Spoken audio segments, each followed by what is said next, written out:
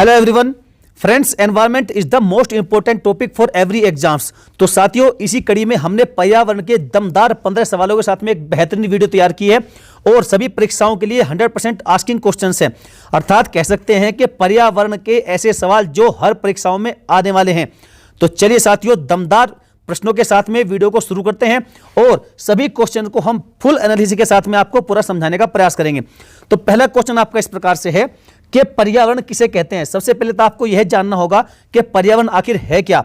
तो देखिए फ्रेंड्स, पृथ्वी पर पाए जाने वाले भूमि, जल, वायु, पेड़ पौधों और जीव जंतुओं का वह समूह जो हमारे चारों ओर है, अर्थात सामूहिक रूप से पर्यावरण कहलाता है। या दूसरे शब्दों में कहें, साधारण शब्दों में समझें तो परिधन आवरण अर्थात परिप्लस आवरण शब्दों को जोड़ने पर पर्यावरण शब्द की उत्पत्ति होती है। अतः कह सकते हैं कि पर्यावरण का शाब्दिक अर्थ होता है कि जो आवरण हमें चारों ओर से घेरे हुए है वही क्या है, वही पर्यावरण है। पर्यावरण का शाब्दिक अर्थ ही है जो आवरण हमें चारों ओर से घेरे हुए है वही पर्यावरण कहलाते हैं। तो चलिए साथियों, आगे समझते हैं डायग्राम के माध्यम से कि आखिर पर्यावरण है क्या। तो देखिए, सबसे पहले देखिए आप यहां पर आपका वायुमंडल है, इसे कहते हैं एटमॉस्फेयर, और स्थलमंडल ये लिथोस्फेयर, और जीवमंडल बायोस्फेयर, जबकि जलमंडल को कहते हैं हाइड्रोस्फेयर। आपको हिंदी नाम के साथ साथ इंग्लिश नाम भी याद रखने होंगे, क्योंकि फ्रेंड्स कई बार एग्जाम में सीधे सीधे हिंदी नाम ना देकर इंग्लिश नाम दे दिए जाते हैं, तो वहां कई बार जो हिंदी मीडियम वाले हैं उनको कंफ्यूजन पैदा हो जाता है। और देखिए साथियों, इन चारों को मिलाकर ही बनता है पर्यावरण। अर्थात एटमॉस्फेयर में आपका जो क्षोभ मंडल और समताप मंडल है ये परतें आती हैं, और जो स्थल मंडल है लिथोस्फेयर, इसमें आपके पर्वत, मैदान, पठार, मरुस्थल ये सभी सम्मिलित होते हैं। जबकि हाइड्रोस्फेयर की बात करें तो इसमें हिमनद, झील, नदी, तालाब, पोखर ये सब शामिल होते हैं। और जीव मंडल में आपके अर्थात बायोस्फीयर में आपको जितने भी पेड़ पौधे हैं, जीव जंतु हैं, वो सभी इनमें शामिल किए जाते हैं। अर्थात कह सकते हैं कि जलमंडल और जीवमंडल, वायुमंडल और स्थलमंडल, इन सभी को मिलाकर ही बनता है आपका पर्यावरण, और यही हमें चारों ओर से घेरे हुए है। चलिए फ्रेंड्स, उम्मीद करूंगा कि आप अच्छी प्रकार से समझ गए होंगे। अगले क्वेश्चन की ओर बढ़ते हैं कि पृथ्वी के चारों ओर गैसों के समूह को क्या कहते हैं। जबरदस्त धुआं प्रश्न है भाई साहब, सारे प्रश्न आपको ऐसे ही मिलेंगे और मेरे समझाने का तरीका भी यही है। तो पृथ्वी के चारों ओर जो गैसों का समूह मौजूद है उसे कहते हैं वायुमंडल। और देखिए, पृथ्वी के चारों ओर विद्यमान गैसों के समूह है उसी को क्या कहते हैं, वायुमंडल कहते हैं। और इसमें कौन कौन सी गैसें होती है, मुख्य रूप से नाइट्रोजन होती है, ऑक्सीजन, कार्बन डाइऑक्साइड तथा अन्य गैसें भी पाई जाती हैं, जैसे कि आर्गन, हीलियम, नियोन। तो ये सभी गैसें भी इसमें पाई जाती है। चलिए आगे बढ़ते हैं अगले क्वेश्चन की ओर। क्वेश्चन नंबर 3 है कि वर्षा की मात्रा किस पर निर्भर करती है। तो जो वर्षा की मात्रा है फ्रेंड्स, वह निर्भर करती है एनवायरमेंट में नमी, अर्थात वायुमंडल में जो नमी होती है, मॉइस्चराइज, उस पर आधारित होती है वर्षा की मात्रा। और वायुमंडल में नमी वर्षा की मात्रा का निर्धारण करती है। सभी प्रकार की वर्षा की मात्रा, जैसे बूंदाबांदी हुई, वर्षा हुई या फिर बर्फबारी इत्यादि, ये सभी जो है वायुमंडल में नमी की मात्रा में बढ़ोतरी होने से क्या होती है, बढ़ जाती है। तो कह सकते हैं सीधे सीधे कि वर्षा की जो मात्रा होती है वह वायुमंडल में उपस्थित नमी के आधार पर ही निर्धारित होती है। चलिए अगले क्वेश्चन की ओर बढ़ते हैं। क्वेश्चन नंबर 4 है कि सौर विकिरण की सबसे महत्वपूर्ण भूमिका किस चक्र में देखने को मिलती है। तो सौर विकिरण की जो सबसे महत्वपूर्ण भूमिका है फ्रेंड्स, वो जल चक्र में देखने को मिलती है। और जल चक्र में सौर विकिरण की सबसे महत्वपूर्ण भूमिका होती है। क्यों होती है? क्योंकि सौर विकिरण जल चक्र को चालित करता था, चलायमान करता है, और जल का वाष्पीकरण में बदलाव करता है। कह सकते हैं कि जो जल को वाष्पीकरण में बदलता है। और सौर विकिरण द्वारा बर्फ का जल में द्रवीकरण होता है, अर्थात बर्फ जल में बदलता है। और जल चक्र हाइड्रोस्फीयर में जल की विभिन्न गतिविधियों को दर्शाता है। अर्थात कह सकते हैं जो जल चक्र होता है वो हाइड्रोस्फीयर में, जलमंडल में जल की अलग अलग गतिविधियों को दर्शाता है। तो इसलिए फ्रेंड याद रखिएगा, सौर विकिरण की जो सबसे महत्वपूर्ण भूमिका होती है वो जल चक्र में ही देखने को मिलती है। चलिए अगले क्वेश्चन की ओर बढ़ते हैं। अगला क्वेश्चन आपका इस प्रकार से है कि शुष्क हवा में नाइट्रोजन की कितनी मात्रा होती है। भाई साहब दमदार प्रश्न है, बार बार ये पूछा जाता है, और उम्मीद करूंगा कि आप सभी स्टूडेंट्स को इसका आंसर मालूम होगा, क्योंकि आप सभी से काफी समय से पढ़ते आ रहे हैं। तो लगभग इसमें कितनी है, 78% मात्रा है नाइट्रोजन की शुष्क हवा में होती है। और वायुमंडल में कौन कौन सी गैसें पाई जाती है, मुख्य रूप से नाइट्रोजन, ऑक्सीजन, आर्गन और CO2, नियोन, हीलियम इत्यादि जैसी गैसें उपस्थित रहती हैं। और शुद्ध वायु में बात की जाए घनत्व के आधार पर, तो घनत्व के अनुसार, डेंसिटी के अनुसार सर्वाधिक मात्रा होती है आपके नाइट्रोजन की, जो कि लगभग 78.08% तक होती है। और इसे हम लगभग में 78% कह देते हैं राउंड फिगर में। चलिए फ्रेंड्स अगले क्वेश्चन की ओर बढ़ते हैं। अगला क्वेश्चन है कि यदि पृथ्वी पर पाए जाने वाली वनस्पतियां अर्थात पेड़ पौधे यदि समाप्त हो जाएं तो किस गैस की कमी होगी। बड़ा ही सिंपल क्वेश्चन है, लेकिन फ्रेंड्स यहां पर भी कंफ्यूजन पैदा अक्सर हो जाता है। देखिए प्रश्न बड़ा आसान है। तो आप सभी जानते हैं कि यदि वनस्पति खत्म हो जाएगी तो ऑक्सीजन की भारी कमी हो जाएगी, और पेड़ पौधे प्राणवायु ऑक्सीजन का क्या करते हैं, उत्सर्जन करते हैं। अर्थात जो पेड़ पौधे होते हैं वो क्या करते हैं, ऑक्सीजन छोड़ते हैं और CO2 को ग्रहण करते हैं। और वायुमंडल को दूषित करने वाली एवं ग्लोबल वार्मिंग के लिए जिम्मेदार जो गैस होती है कौन सी, CO2 कार्बन डाइऑक्साइड, उसका ये अवशोषण करते हैं, एब्जॉर्प्शन करते हैं। और अगर वनस्पतियां ही नहीं होगी फ्रेंड्स तो ऑक्सीजन की कमी ऑटोमेटिक हो जाएगी और पृथ्वी के जीवन पर इसका घातक प्रभाव देखने को मिलेगा। तो चलिए याद रखिएगा, यदि वनस्पति नहीं होगी तो ऑक्सीजन नहीं होगी, इसलिए ढेर सारे पेड़ पौधे लगाइए, वनस्पति को बढ़ाइए और ऑक्सीजन की मात्रा को भी वायुमंडल में बढ़ाइए ताकि हम सभी अपने आने वाली पीढ़ियों को सुरक्षित रख सकें। चलिए अगले क्वेश्चन की ओर बढ़ते हैं। क्वेश्चन नंबर 7, सतत विकास रिपोर्ट 2021 के सूचकांक में भारत की रैंक क्या रही। जबरदस्त, आने वाले 1-2 साल तक जो भी एग्जाम होंगे उनके लिए मोस्ट इंपोर्टेंट क्वेश्चन है। एनवायरमेंट के दृष्टिकोण से आपसे ये पूछा जा सकता है, करंट का क्वेश्चन है कि जो सतत विकास रिपोर्ट है अर्थात सस्टेनेबल डेवलपमेंट रिपोर्ट 2021 के सूचकांक में, इंडेक्स में भारत की रैंक क्या रही थी। तो फ्रेंड्स याद रखिएगा, इसमें रैंक रही थी भारत की 120वीं रैंक। और यदि पूछा जाए 2020 की तो 2020 में 61.9 पॉइंट के साथ में भारत आया था 117वें स्थान पर। तो अब समझते हैं डिटेल से। देखिए सतत विकास रिपोर्ट 2021 जिसे हम कहते हैं SDR 2021 सस्टेनेबल डेवलपमेंट रिपोर्ट 2021 के छठे संस्करण के अनुसार भारत को 60.1 अर्थात 60.1 स्कोर के साथ में 165 देशों की सूची में 120वें स्थान पर रखा गया। और स्वीडन और डेनमार्क के बाद में फिनलैंड सूचकांक में सबसे ऊपर है। और बात की जाए कि SDR एक वार्षिक रिपोर्ट है, आपको मालूम होना चाहिए कि SDR आखिर है क्या। तो फ्रेंड्स SDR एक वार्षिक रिपोर्ट है जो संयुक्त राष्ट्र के 193 सदस्य देशों को 17 सतत विकास लक्ष्यों अर्थात जो SDG होते हैं, जो सस्टेनेबल डेवलपमेंट गोल्स होते हैं, उनके खिलाफ उनके प्रदर्शन के आधार पर रैंक प्रदान करती है। तो याद रखिएगा, सतत विकास रिपोर्ट 2021 के सूचकांक में भारत की रैंक रही थी 120वीं और 2020 में थी 117 रैंक। चलिए आगे बढ़ते हैं। अगला क्वेश्चन है कि सतत विकास अर्थात सस्टेनेबल डेवलपमेंट से आप क्या समझते हैं। अभी आपने सतत विकास रिपोर्ट 2021 और 2020 दोनों जान लिया, अब आप जानें कि सतत विकास है क्या। आखिर आपके मन में यह सवाल आना चाहिए। तो फ्रेंड ध्यान दीजिएगा, जो सतत विकास है ये सतत विकास वह विकास है जो भविष्य की पीढ़ियों की अपनी जरूरतों को पूरा करने की क्षमता से समझौता किए बिना वर्तमान की जरूरतों को भी पूरा करता है। अर्थात कह सकते हैं कि भविष्य में जो आने वाली पीढ़ी है उनका भी ध्यान रखता है, उनके जरूरतों को पूरा करने की क्षमता से भी समझौता नहीं करता और वर्तमान की जो अपनी जरूरत होती है उनको भी पूरा कर लेता है। और सतत विकास के अंतर्गत प्राकृतिक संसाधनों के संरक्षण पर विशेष ध्यान दिया जाता है जिससे उन्हें आने वाली पीढ़ियों की जरूरतों को पूरा करने के लिए बचाया जा सकता है। और फ्रेंड्स चलिए आगे बढ़ते हैं।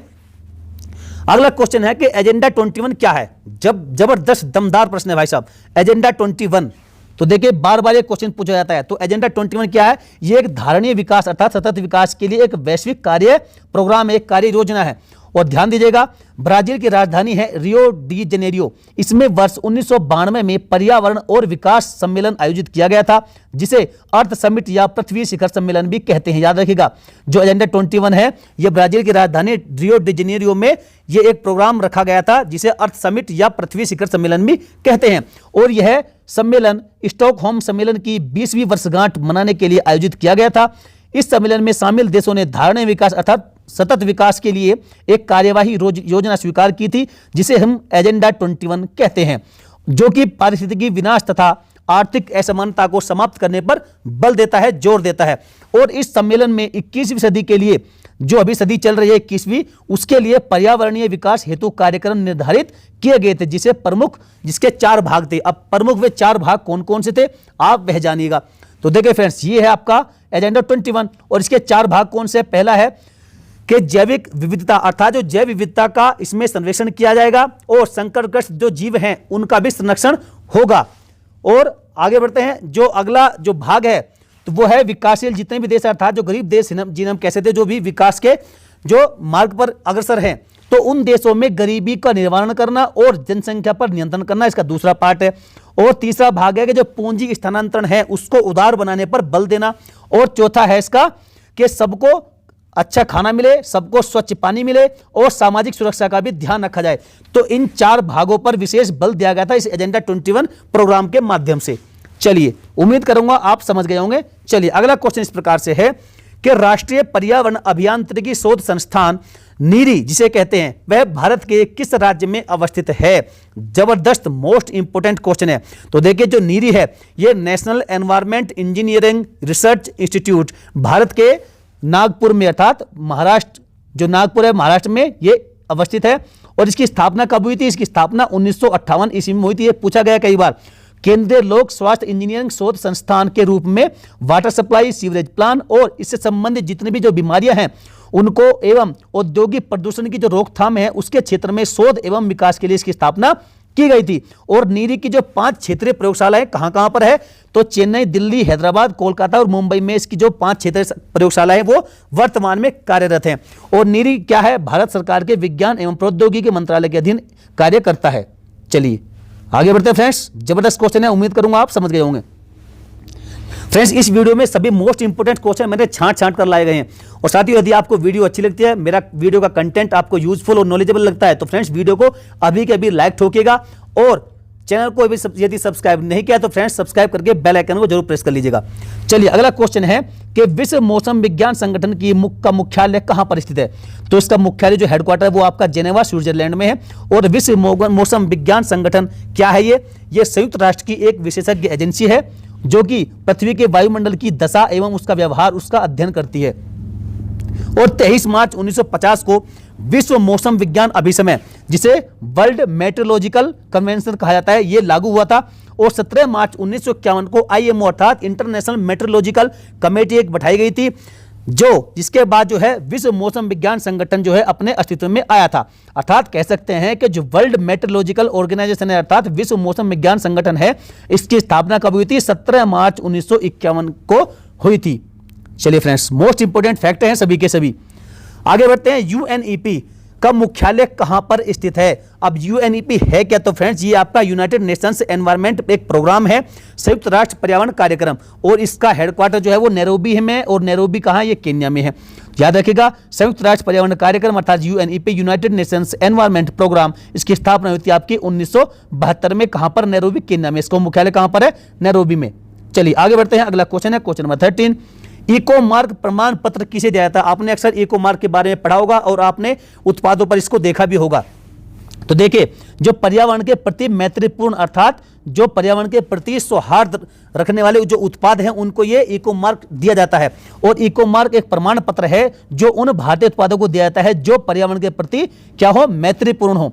और यह प्रमाण पत्र ब्यूरो ऑफ इंडियन स्टैंडर्ड्स द्वारा वर्ष 1991 से दिया जा रहा है। आपसे यह भी पूछा जाता है कि इको मार्क जो प्रमाण पत्र है वो भारतीय उत्पादों को दिया जाता है, लेकिन इसे कौन देता है? तो फ्रेंड्स याद रखिएगा, ब्यूरो ऑफ इंडियन स्टैंडर्ड्स एक नामक संस्था है जो इसे देती है और 1991 से ये इसे दे रही है।